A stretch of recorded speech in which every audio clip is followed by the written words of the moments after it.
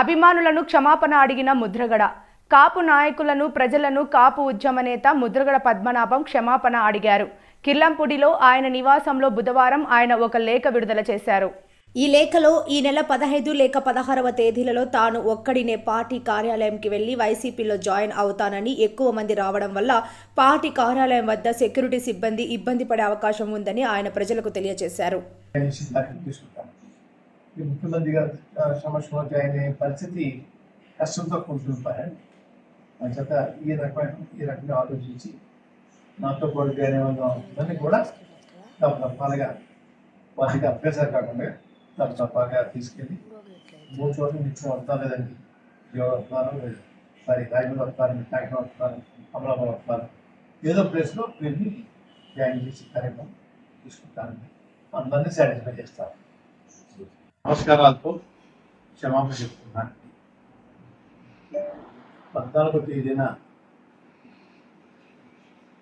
జగన్మోహన్ రెడ్డి గారి గౌరవ ముఖ్యమంత్రి జగన్మోహన్ రెడ్డి గారి సమక్షంలో వారి పిలుపు మేరకు వైఎస్ఆర్సీపీ పార్టీలోకి చేరాలని నిర్ణయం తీసుకొచ్చాక మీ ద్వారా గౌరవ ప్రజలకి చెప్పారు. అనుకోని విధంగా విపరీతమైన స్పందన రావడంతో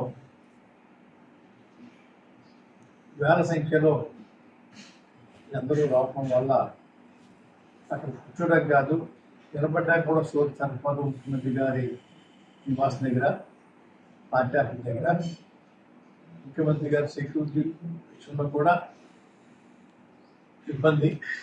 ప్రతి ఒక్కరిని చెక్ చేసి పంపాలంటే వేల మందిని చెక్ చేయడం అనేది కష్టంతో కూడుకున్న పని. వారు చెప్పడం వల్ల ప్రాబ్లం అనిపిస్తుంటారండి. నేను 16 తారీఖులో వచ్చి ఇక్కడి నుంచి జాయిన్ అవుతాను. మీకు ఆ ఇబ్బందికి కలగకూడదని సెక్యూరిటీ పాయింట్ ఆఫ్ వ్యూలో కూడా నేను నా బాధ్యత నేను చూడాలి. నా బాధ్యత కూడా సెక్యూరిటీ విషయం చేత 14వ తేదీన గౌరవ ప్రజానిధితో ముఖ్యమంత్రి గారి దగ్గర వెళ్ళి జాయిన్ అయ్యే కార్యక్రమాన్ని రద్దు చేసుకున్నానండి. 15, 16 తేదీలలో నేను ఒక్కరిని వారి దగ్గరికి వెళ్ళి పార్టీలో జాయిన్ అవుతానని చెప్పేసి మీ ద్వారా గౌరవ ప్రజానీకానికి తెలియజేయమని కోరుకుంటా ఉన్నానండి. మరొకసారి ప్రజానీకానికి క్షమాపణ చెప్పుకుంటానండి.